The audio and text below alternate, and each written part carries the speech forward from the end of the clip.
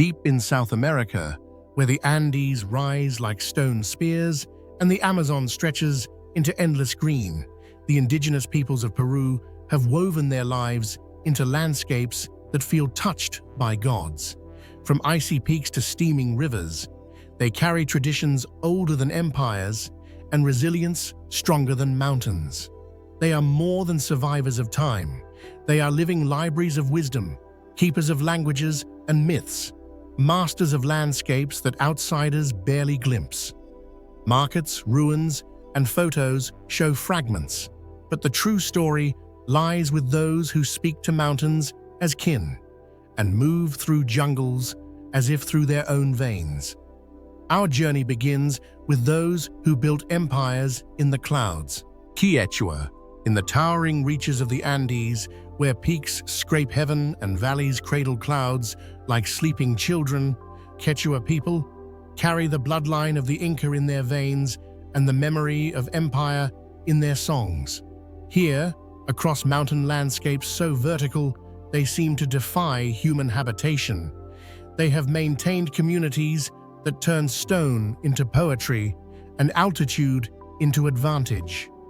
The Quechua tongue rolls like mountain streams over ancient words that have no translation in modern languages.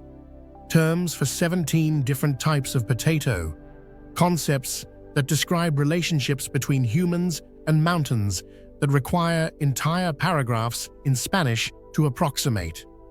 Their language carries the architecture of Inca thought, each word precisely fitted to the next, like the stones of Sacsayhuaman. Their villages cling to mountainsides at altitudes where oxygen comes thin and strangers gasp for breath. Yet Quechua children run through these heights with the easy breathing of those born to skyscraping elevations. Adobe homes cluster around central plazas where ancient ceremonies blend with Catholic saints, creating religious traditions that are neither fully indigenous nor fully colonial, but something uniquely Andean. The textile tradition of the Quechua transforms highland wool into stories told in thread. Women spin while walking, their hands never idle, creating cloth so rich with symbolic meaning that each pattern carries the weight of cosmological understanding. Their weavings map relationships between earth and sky, record seasonal cycles essential for mountain agriculture, and preserve cultural memory in designs that serve as libraries for societies that historically had no written language. During Inti Raymi, the Festival of the Sun, Quechua communities transform the sacred valley into amphitheaters of celebration where ancient astronomical knowledge meets artistic expression. Their ceremonies honor Pachamama, the Earth Mother, with rituals that acknowledge humanity's dependence on forces beyond human control. Aymara, on the stark plateau of the Altiplano, where the world rises so high that Earth seems to touch the belly of the sky and Lake Titicaca spreads like an inland sea between Peru and Bolivia. The Aymara people have built their civilization on the backbone of resilience. Here, at 3,800 meters above sea level, where frost comes even in summer and the sun burns while the air freezes, they have created communities that thrive in conditions that would challenge the survival instincts of Arctic explorers. The Aymara call themselves the children of the highlands, and watching them move through their landscape with the confident grace of those who belong, it becomes impossible to imagine these mountains without them. Their agricultural terraces step up mountainsides in geometric precision that rivals Inca engineering, creating microclimates that coax quinoa and potatoes from soil that exists at the very edge of what land can support crop growth. Their villages of stone and adobe rise from the plateau like natural formations, buildings constructed with techniques that have weathered centuries of mountain storms, earthquake tremors, and the thermal expansion and contraction that comes with dramatic daily temperature variations. These structures speak of deep understanding of high-altitude architecture. The Aymara textile tradition produces some of the Andes' most sophisticated weavings, with natural dyes that create colors so vivid they seem to hold pieces of sunset within their fibers. Their clothing serves multiple functions: protection from extreme weather, artistic expression, and cultural communication that allows Aymara to identify the specific community, family lineage, and social status of strangers through clothing patterns alone. The Aymara practice of reciprocity governs community relationships through systems of mutual aid that ensure survival in environments where individual families could not maintain the complex agricultural and pastoral systems required for high-altitude living. Their social organization demonstrates sophisticated understanding of resource sharing and collective responsibility. Yet when sunrise paints the Altiplano in colors that seem too vivid for reality, and Lake Titicaca reflects sky like a mirror placed at the top of the world, the Aymara continue their patient cultivation of landscapes that test human endurance while rewarding those who understand the subtle relationships between altitude, season, and survival. Uros, on the floating islands of Lake Titicaca, where totora reeds grow thick as forests and the boundary between land and water dissolves into something approaching magic. The Uros people have built their entire civilization on woven foundations that rise and fall with the lake's gentle breathing. Here, on islands, they construct with their own hands from materials that grow in the shallows. They have created communities that float between earth and sky like realizations of impossible dreams. The Uros Islands rise from Lake Titicaca like miracles of engineering ingenuity, each one woven from totora reeds, harvested from the lake's marshland edges. These floating foundations require constant maintenance, with new reed layers added regularly as lower layers decompose, creating artificial land that supports homes, cooking fires, and entire family communities on platforms that bob gently with the lake's movement. Their homes, also constructed entirely from totora reeds, demonstrate architectural solutions adapted to living on floating foundations where permanent structures would be impossible. These buildings flex with island movement while providing protection from highland weather conditions that can shift from blazing sun to freezing wind within hours. The Uros' mastery of totora extends beyond construction to nutrition, medicine, and trade goods. They eat the reed's tender shoots, brew them into teas for treating altitude sickness, and weave them into boats with fish-shaped designs that seem to swim across the lake's surface. Their entire material culture grows from the marsh edges, making them perhaps the world's most sustainable community in terms of resource use. Uros fishing techniques have been refined across generations of families whose survival depended entirely on their ability to harvest Lake Titicaca's bounty. Their knowledge of fish behavior, seasonal patterns, and weather prediction represents accumulated wisdom, essential for communities whose food security depends on understanding aquatic ecosystems. Their festivals transform floating islands into ceremonial spaces where traditional songs echo across water in languages that carry the memory of pre-Inca civilizations. These celebrations strengthen community identity while preserving cultural practices that distinguish the Uros from mainland indigenous groups. But tourism brings both economic opportunities and cultural pressures. Some Uros islands now exist primarily for visitor experiences, creating questions about cultural authenticity and traditional ways of life. Climate change affects lake levels and reed growth patterns that are essential for Uros' survival. Yet when dawn breaks over Lake Titicaca, and early light transforms floating islands into golden platforms that seem suspended between water and sky, the Uros continue their ancient practice of building civilization from materials that grow, communities that float, and traditions that demonstrate humanity's remarkable ability to create homes in impossible places. Ashaninka, in the dense rainforests of Peru's central Amazon, where rivers wind like serpents through jungle cathedrals and canopy layers, filter sunlight into green twilight. The Ashaninka people have built their civilization on the principle of living within rather than above the forest. Here, among trees so ancient they seem to predate time itself, they have created communities that practice harmony with ecosystems so complex that science is only beginning to understand their relationships. The Ashaninka villages nestle into forest clearings like organic extensions of the jungle itself, with traditional homes built on stilts to protect against seasonal flooding and designed with steep roofs that shed tropical rainfall while providing ventilation essential for comfort in humid conditions. Their architecture speaks of deep understanding of rainforest living, utilizing local materials with construction techniques that create durable structures without damaging forest ecosystems.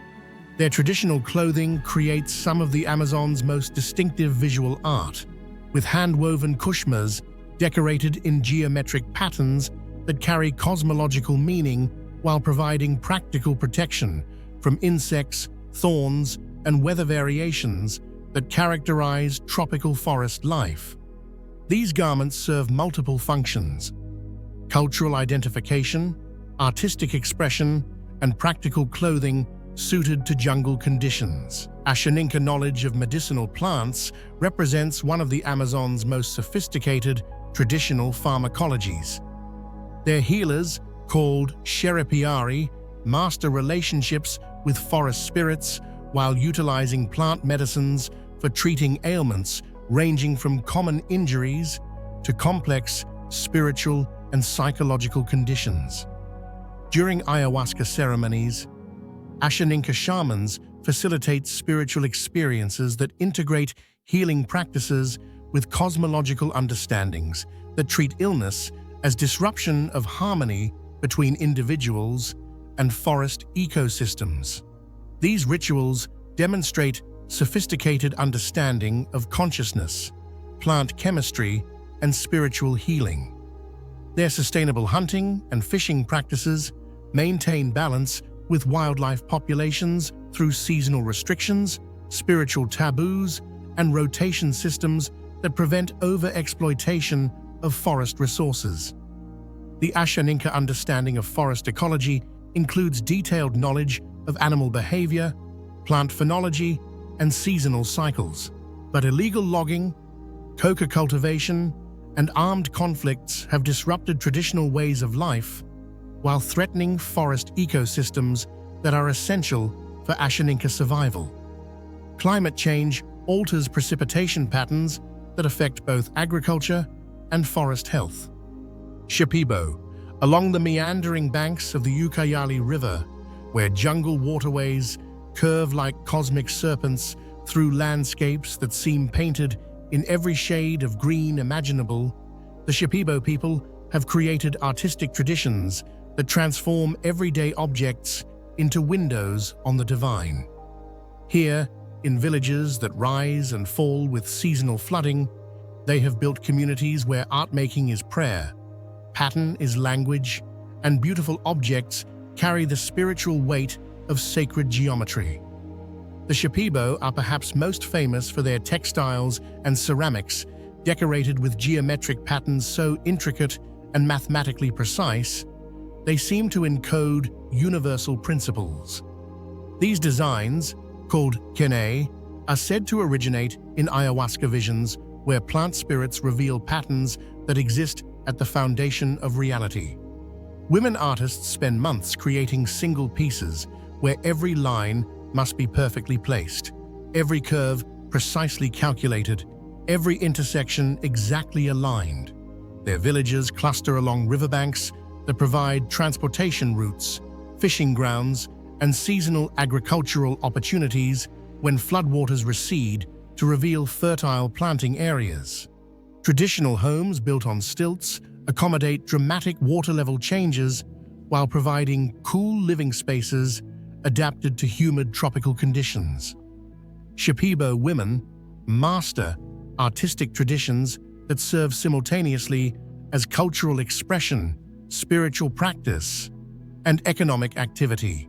Their textiles, ceramics, and body painting demonstrate sophisticated understanding of mathematical relationships while creating objects so beautiful they transcend mere craftsmanship to become art in the finest sense.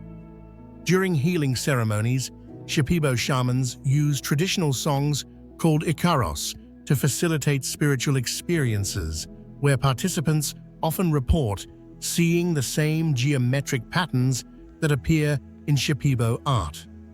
These ceremonies integrate artistic traditions with healing practices, suggesting that Shipibo patterns may represent visual translations of sonic healing. Their knowledge of medicinal plants includes sophisticated understanding of plant combinations, preparation methods, and dosage calculations that require years of training to master safely. Shipibo healers treat both physical ailments and spiritual conditions through practices that integrate plant medicine with ritual art making. The Shipibo fishing and agricultural techniques demonstrate sustainable relationships with river ecosystems that experience dramatic seasonal variations. Their understanding of flood cycles, fish behavior, and forest phenology enables communities to maintain food security despite unpredictable environmental conditions. Yet when sunset paints the Ucayali River in colors that match Shipibo textiles, and evening brings the sound of women singing while they embroider patterns revealed in visions, their communities continue artistic traditions that suggest human creativity. Machiguenga, in the remote headwaters of the Amazon basin, where tributaries begin their long journey toward the Atlantic and forest-covered mountains give way to endless jungle, the Machiguenga people have created communities that demonstrate remarkable adaptation to some of the Amazon's most challenging environments. Here, in territories so remote that contact with the outside world remains limited, they maintain traditional ways of life that showcase sustainable relationships with tropical forest ecosystems. The Machiguenga practice shifting cultivation techniques that work in harmony with forest regeneration cycles, clearing small plots that they cultivate for several years before allowing forest to reclaim the land while they move to new areas. This agricultural approach maintains forest health while providing food security through diversified farming systems that mimic natural biodiversity. Their villages occupy strategic locations along rivers that provide transportation routes, fishing grounds, and access to diverse ecological zones, from riverbank gardens to hilltop hunting grounds.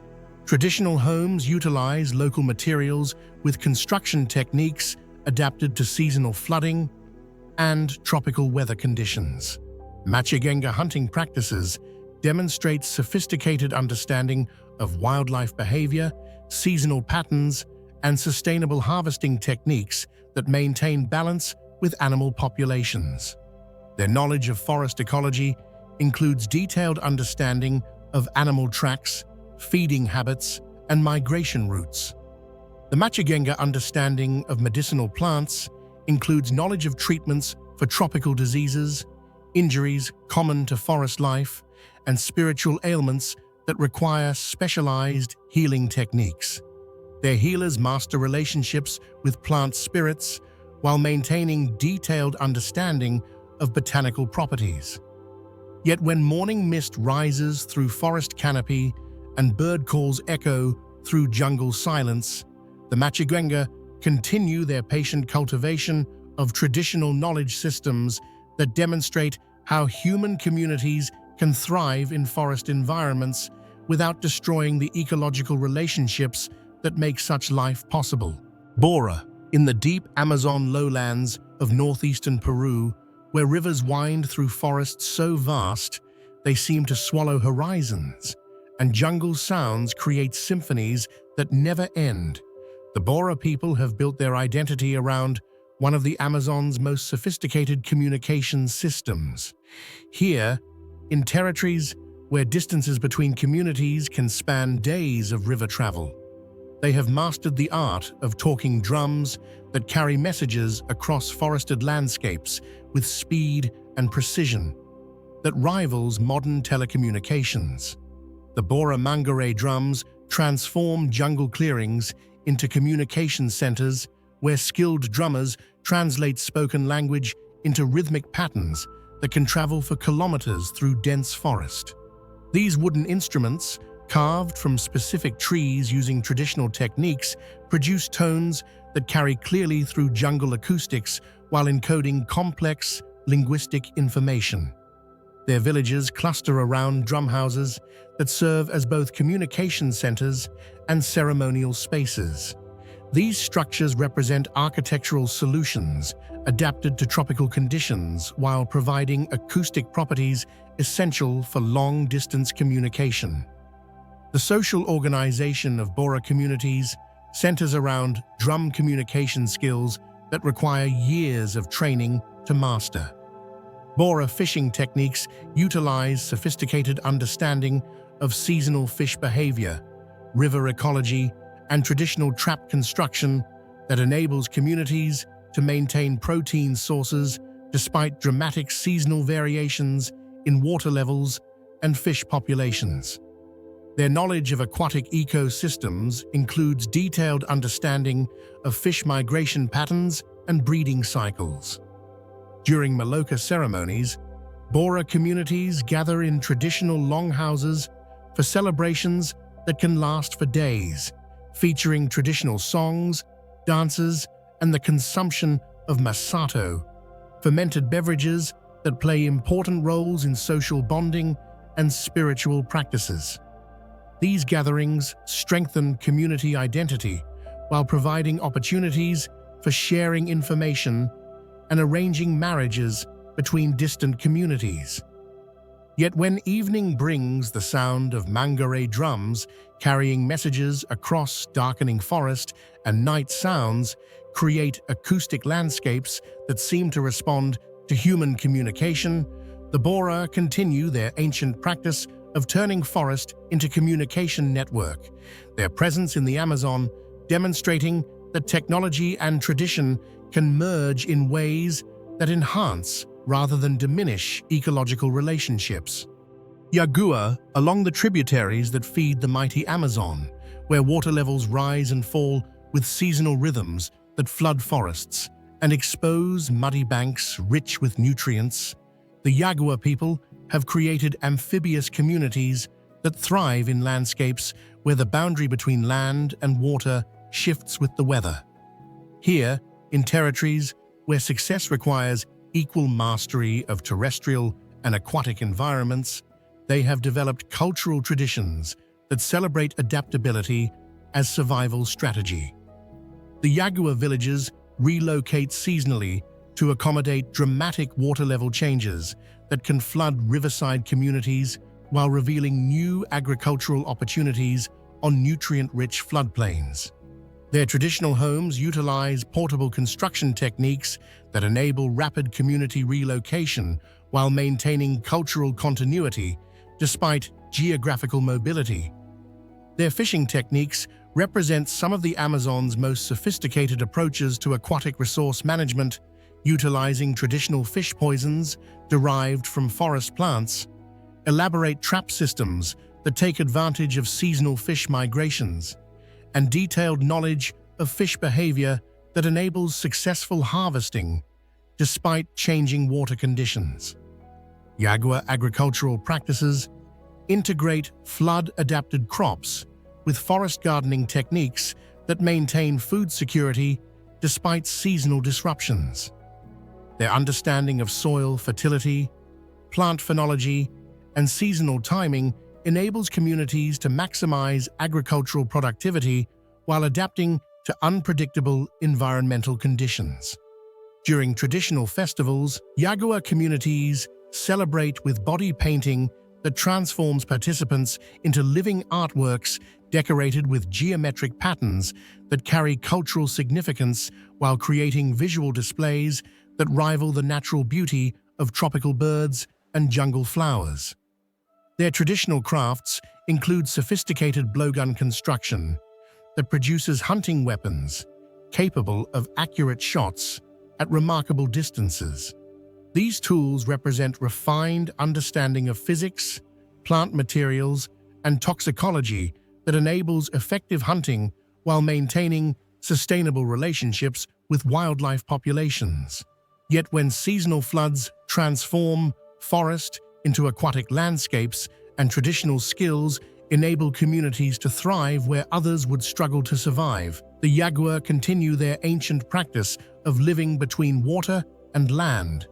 Their presence in the Amazon, demonstrating humanity's remarkable to adapt cultural traditions to environments that demand flexibility as the price of survival.